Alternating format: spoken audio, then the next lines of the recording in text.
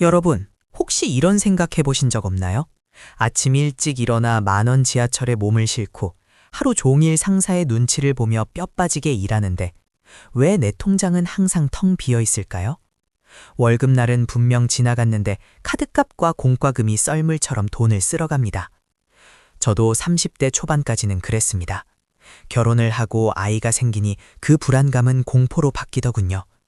열심히 사는데 가난하다는 것, 그것만큼 억울한 일이 또 있을까요? 오늘은 그 억울함의 고리를 끊어내 무려 6천년 동안 검증된 부의 비밀을 이야기하려 합니다. 이 이야기는 고대 도시 바빌론에서 시작됩니다. 그곳에 반시르라는 전차 제작자가 살았습니다. 그는 누구보다 뛰어난 기술을 가졌고 성실했습니다. 하지만 어느 날 그는 자급장 담벼락에 기대어 깊은 한숨을 내쉽니다. 친구 코비가 다가와 돈을 빌려달라고 하자 반시르가 말하죠. 빌려줄 돈이 한 푼도 없다고요. 평생을 쉬지 않고 일했는데 남은 건 낡은 옷과 텅 빈 지갑뿐이었던 겁니다. 지금 우리의 모습과 너무 닮지 않았나요? 반시르와 코비는 결심합니다. 바빌론 최고의 부자 아카드를 찾아가기로요. 아카드는 원래 그들과 똑같이 가난한 석이었습니다. 하지만 지금은 왕조차 돈을 빌리러 오는 거부가 되었죠. 도대체 무엇이 그 차이를 만들었을까요? 운이 좋아서? 부모를 잘 만나서? 아닙니다. 아카드는 부의 법칙을 깨달았고 그것을 실천했기 때문입니다. 그 첫 번째 비밀, 듣고 나면 너무 단순해서 실망하실지도 모릅니다. 하지만 이것이 전부입니다. 아카드가 말한 첫 번째 가르침은 바로 번 돈의 일부를 반드시 저축하라입니다. 에이, 겨우 저축 이야기야? 하고 영상을 끄려 하셨나요? 잠깐만요. 아카드의 표현은 다릅니다. 그는 이렇게 말했습니다. 버는 돈의 10분의 1은 반드시 너 자신을 위해 남겨주라.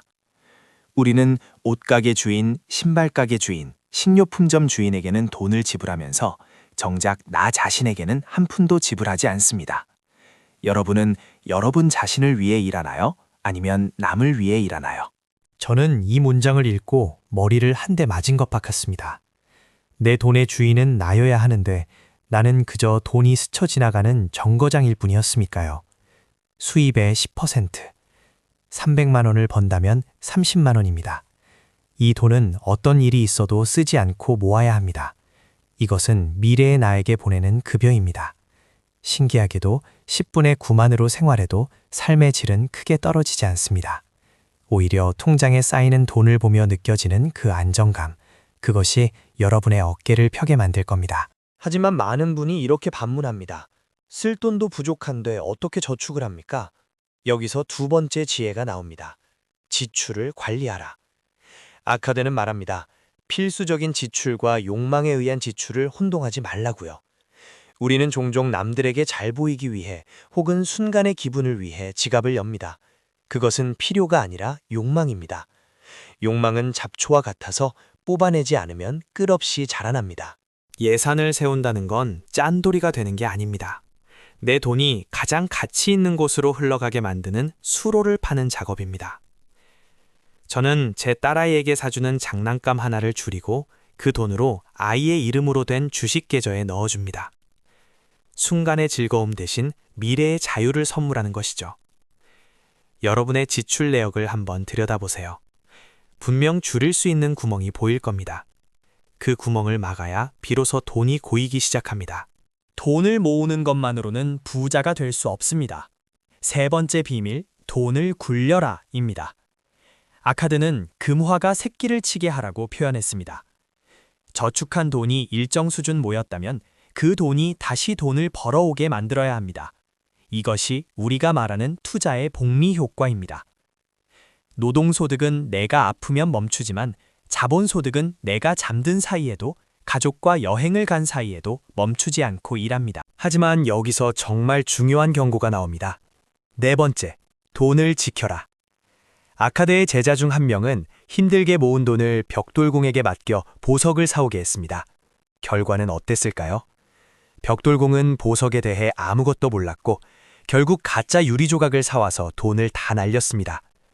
우리 주변에도 이런 일이 비일비재합니다. 전문가가 아닌 지인의 말만 믿고 주식을 사거나 고수익을 보장한다는 사기에 넘어가죠. 투자할 때는 반드시 그 분야의 전문가와 상의해야 합니다. 그리고 원금이 안전한지 수익이 합리적인지 따져봐야 합니다. 쉽게 번 돈은 쉽게 사라집니다. 여러분의 종잣돈은 피와 땀의 결정체입니다. 그것을 함부로 위험에 노출시키지 마세요. 보석상에게 벽돌을 묻지 말고 벽돌공에게 보석을 묻지 마십시오. 이것이 투자의 제일 원칙입니다. 5번째 조언은 현대 한국 사회에서 더욱 뼈아프게 다가옵니다. 당신의 집을 가져라. 아카드는 높은 집세를 내느라 허덕이지 말고 안락한 보금자리를 소유하라고 조언합니다.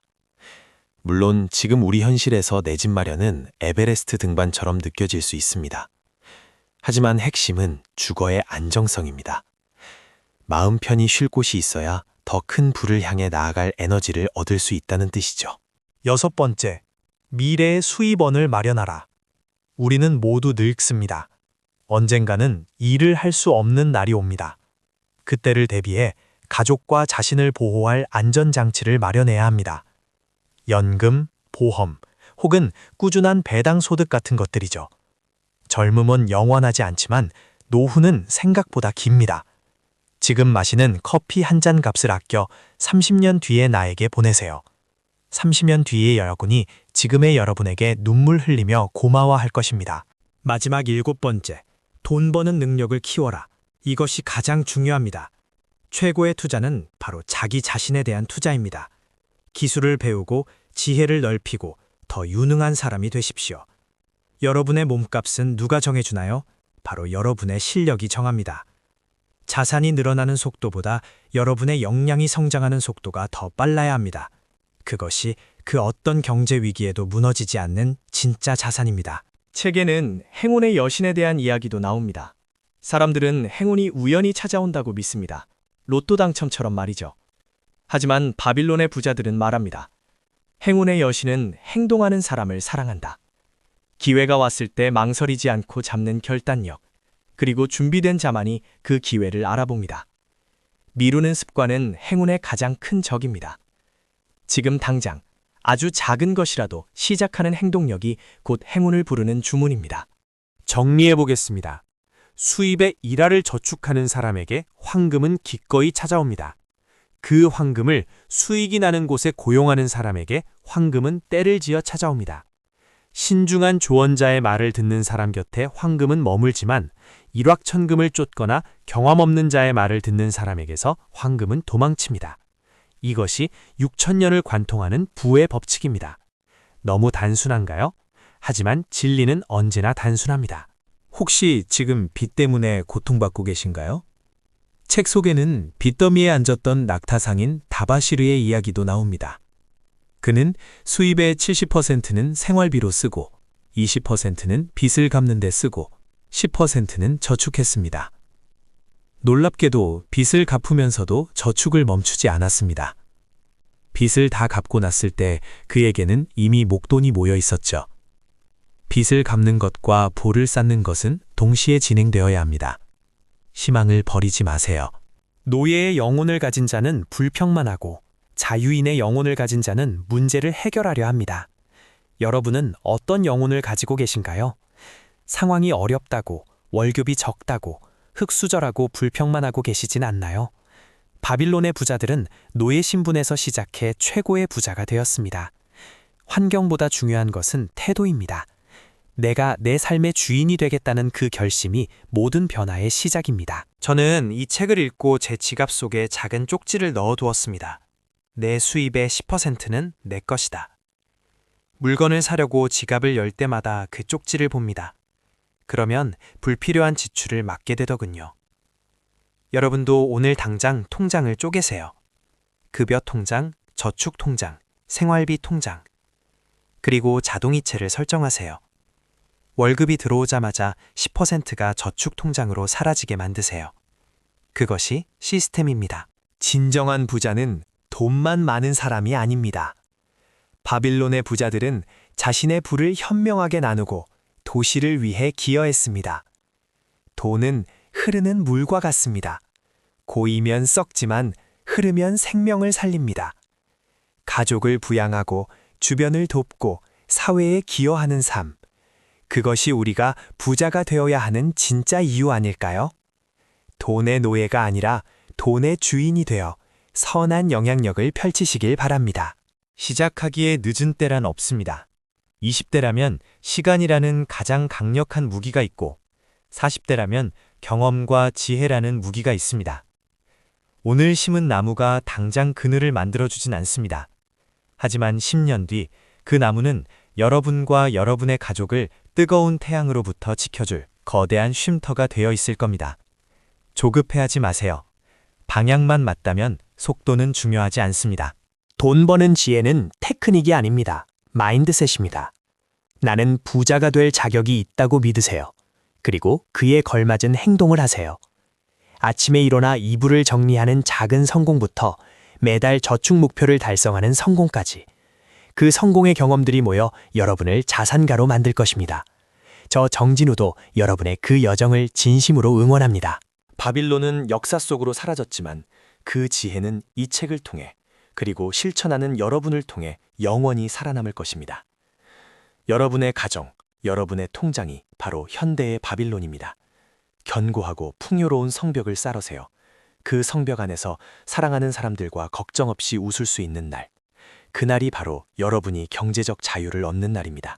영상을 마치기 전 스스로에게 딱 한 가지만 질문해 보세요.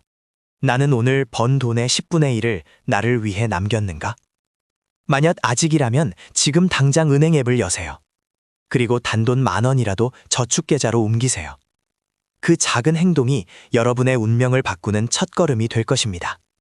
생각만 하는 사람은 몽상가지만 행동하는 사람은 혁명가입니다. 여러분의 인생을 혁명하세요. 오늘 내용이 여러분의 지갑을 채우는 데 도움이 되셨다면 구독과 좋아요 버튼을 눌러주세요. 여러분의 작은 실천이 부의 기적을 만듭니다.